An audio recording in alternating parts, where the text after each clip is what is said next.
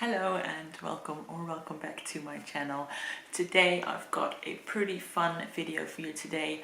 I'm gonna talk about an exciting reading project I have for January. It is called Read It Again January, and in short it means that I will be doing only rereads in January. So I'm gonna talk a little bit about how this project came about. And then I'll also share my pile of possibilities.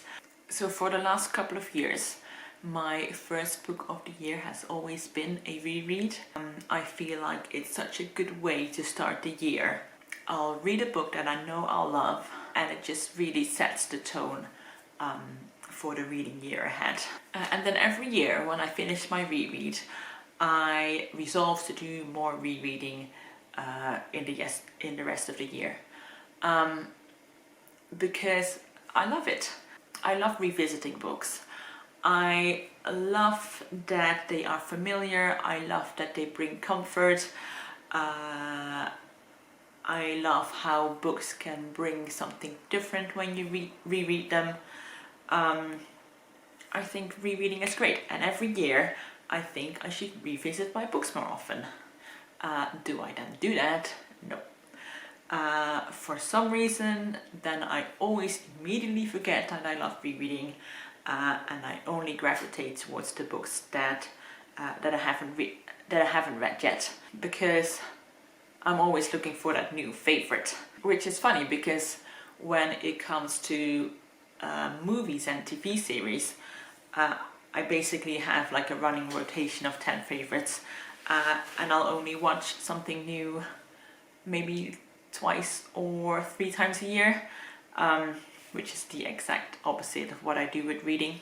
So back in July or August, I reread the 5th season by N.K. Jemisin, and I loved it. And this whole I should reread more spiel went through my head again. And I started thinking, why don't I just do an entire month of rereads? And the more I thought about it, the more I thought that that was a really good idea. And I decided to do it in January, because I had this tradition of starting the year off with a reread anyway, so I'd just be prolonging it. I feel like January in general is a month where you could use some guaranteed comfort and guaranteed joy, and also I figured that if I had any other reading plans or reading goals, I'd still have another 11 months to work on those, and then last but not least I could call it Read It Again in January. And that actually also brings me to a shout out to Anne Novella and all the other hosts of Remember December, which is also such a good name for a readathon. This is a rereadathon that is happening right now as we speak on BookTube for the entire month of December. It's an event where you are encouraged to reread at least one or as many as you like books during the month of December. And I love that apparently I wasn't the only one who thought that we should reread more. I feel like there's a general vibe or trend on BookTube right now about not always going for the shiny new stuff, but appreciating the stuff we already have. Anyway, I felt like I couldn't talk about my rereading project without acknowledging Remember December, so you should definitely check that out. So I'm gonna do just rereads in January, and ever since I decided to do that, I've been so excited about it, and I'm really looking forward to January. It feels like a gift to myself, to allow myself to spend time with books that I've loved before and not worry about my unread books. Yeah, it feels like a real treat. So I'm gonna talk about the books that are on my pile of possibilities for January, and it is indeed a pile. I have made myself a little bingo board with 9 different reading prompts or different types of rereads on them. So I'll go through each prompt and then I'll tell you which books which book or books I've picked out for them. So the first prompt I have is a book I read in 2023.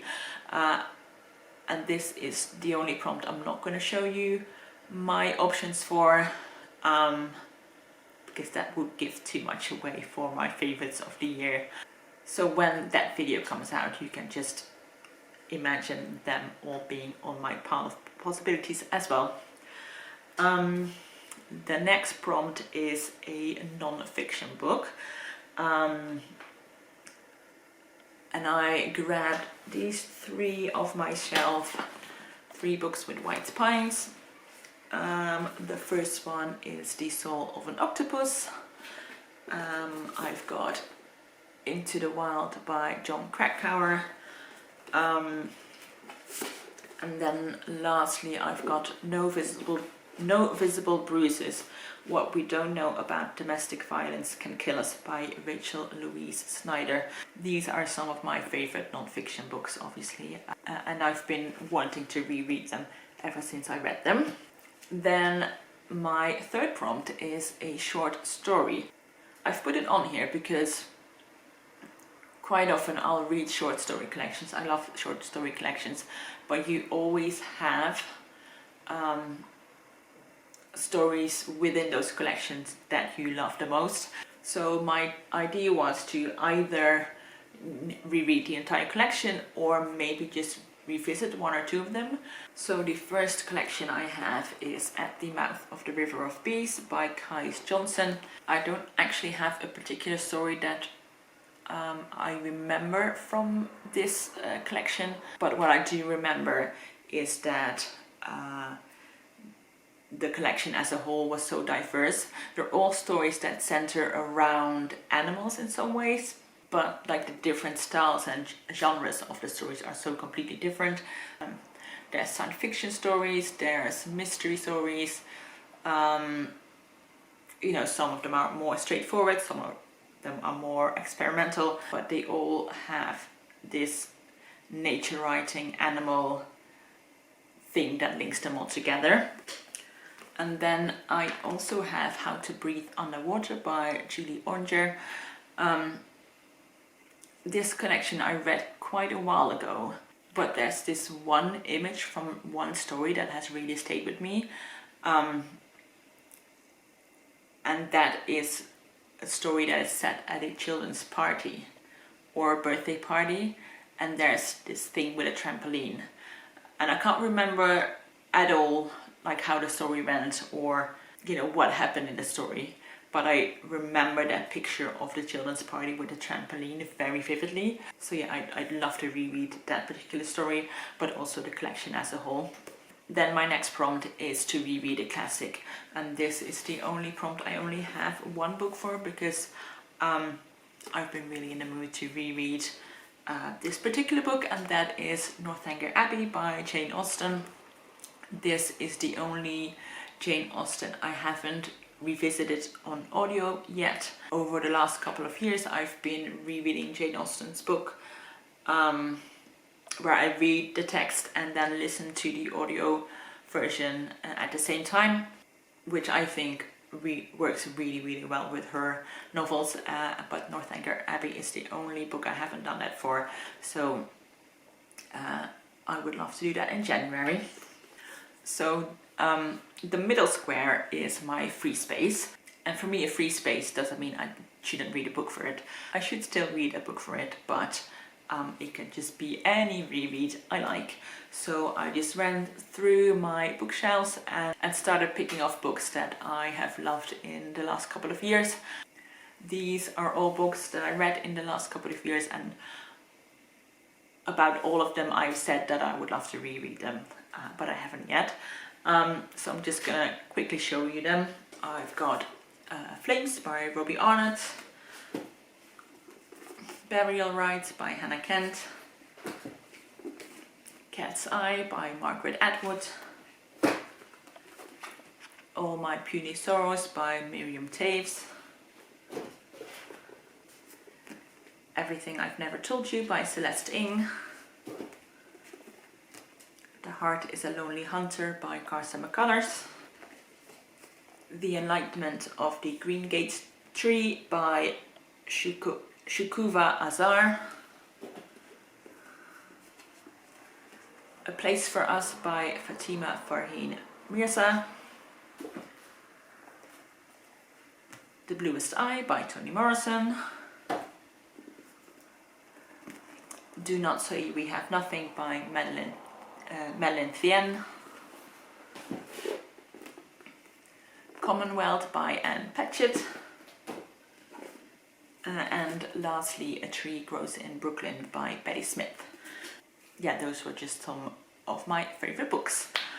Then we got the Second Chance Square, and these are basically books that I think I would like better on a reread.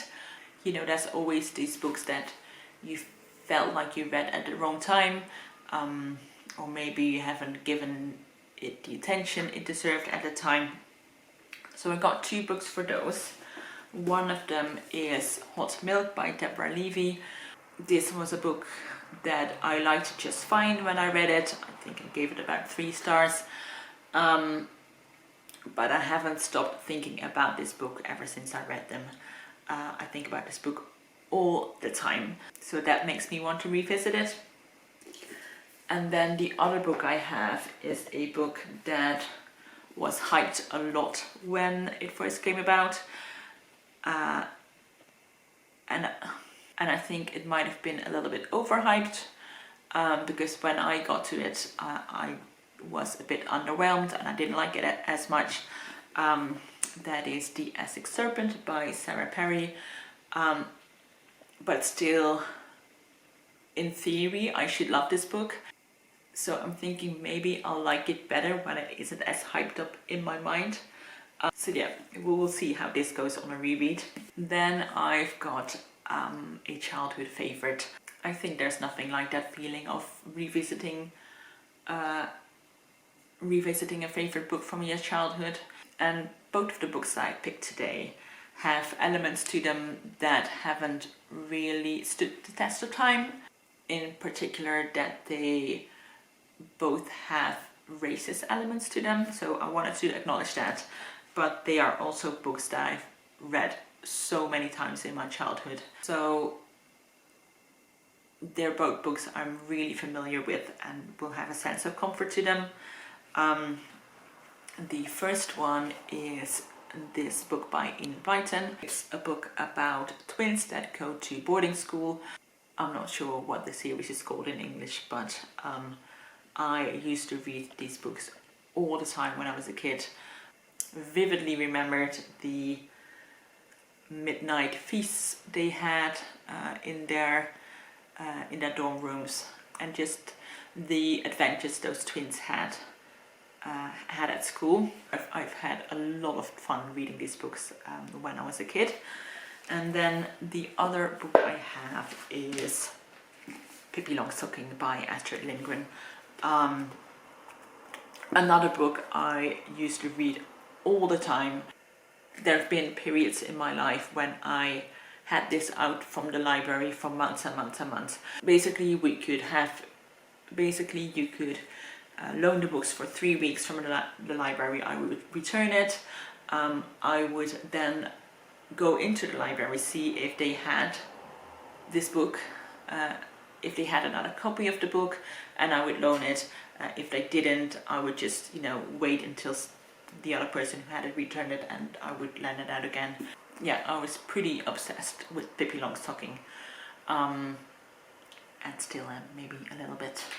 And then my second to last prompt is to go to the library and just have a browse.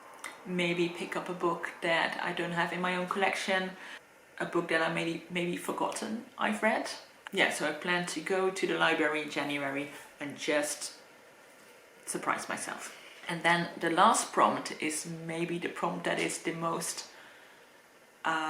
difficult. Well, not necessarily difficult. It is my 5 from 5, and that means a 5-star book from over 5 years ago. And this is the prompt that makes me the most nervous, because I don't know if I still will give these books 5-star right now. These are all books I read in my 20s, and if you ask me then, I would have told you that these are my favorite books. But like I said, I haven't reread them since, so I don't know how they hold up. Interestingly enough, they are also all books written by men. So they are The Catcher in the Rye by J.D. Salinger, The Road by Cormac McCarthy, The Virgin Suicides by Jeffrey Eugenides, and Captain Corley's Mandolin by Louis de Bernières. So those were all the books I have as a possibility for January. Obviously I'm not gonna get to all of them in January, but I do hope to fulfill the bingo board. Just having these books beside me right now is making me excited. I have read so many good books in my lifetime already, and I'd love to revisit them. I'd love to know what you think of this plan, if you think of maybe joining me, because you are obviously welcome to do so. If you could reread one book in January, which book will that be? Let me tell you, this has been the most excited I've been for January in a long time, and I can't wait. So that was it for today. Thank you so much for watching. I hope you have a wonderful day, and I will see you in the next video. Bye bye.